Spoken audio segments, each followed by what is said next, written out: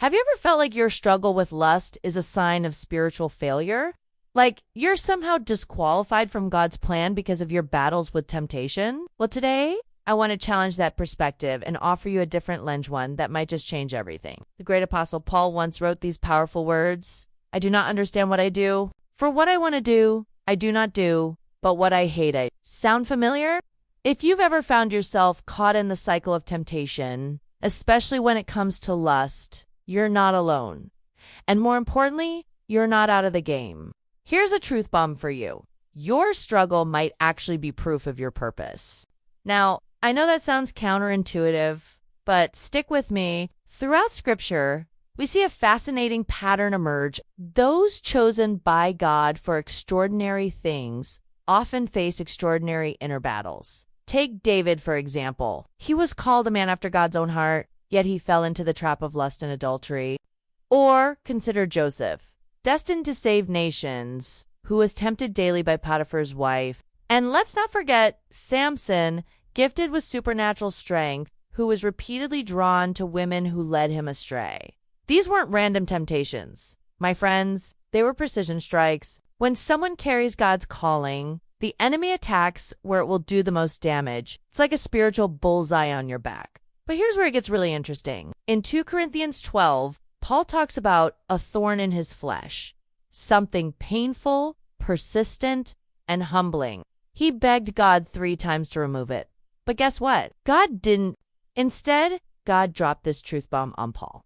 My grace is sufficient for you, for my power is made perfect in weakness. Mind-blowing, right? That thorn, whatever, it was kept Paul dependent, grounded, and ultimately useful for God's kingdom.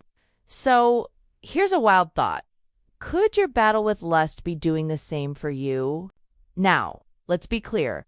God doesn't cause temptation. James 1:13 tells us that straight up. But what if he's allowing this struggle to build something in you? What if it's shaping you into someone who can carry the weight of his calling? Think about it. Your battles with lust could be teaching you humility.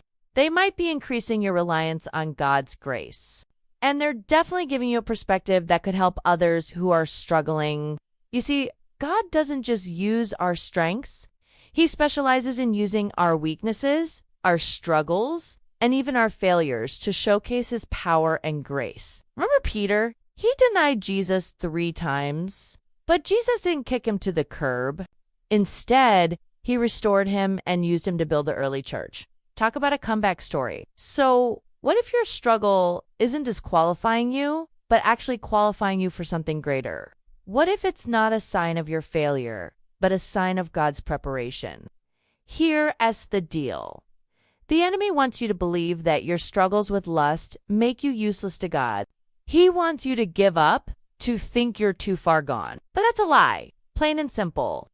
The truth is, God can use your struggles to make you more compassionate, more reliant on his strength, and more effective in reaching others who are battling the same things. So, the next time you feel overwhelmed by temptation, remember this. Your struggle might just be the very thing God uses to prepare you for an extraordinary purpose. Don't give up.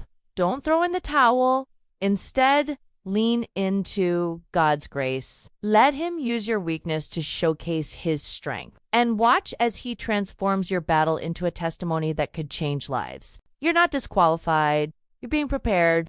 And that struggle you're facing, it might just be the sign that God has something incredible in store for you. So keep fighting, keep seeking God. And remember, in his hands, even your struggles can become stepping stones to an amazing purpose.